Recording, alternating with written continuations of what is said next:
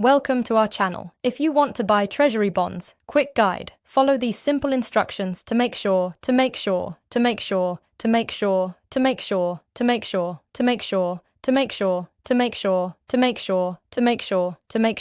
ensure everything is properly set up and works correctly. Step 1.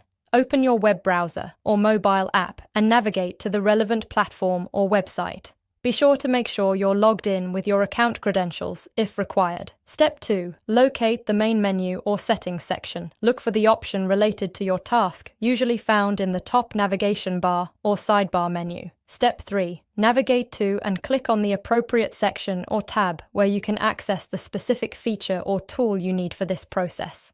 Step 4. Carefully follow the on-screen prompts carefully. Enter any required information such as amounts, addresses, or account details, accurate and correct and correct and correct and correct and correct and correct and correct and correct and correct and correct and correct and correctly to avoid errors.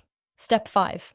Thoroughly review all the information you've entered before proceeding. Double-check that everything is correct to prevent any issues or delays. Step 6. Confirm your action by clicking the Submit or Confirm button. Wait for the system to process your request, which may take a few moments. Don't forget to like this video and subscribe to our channel.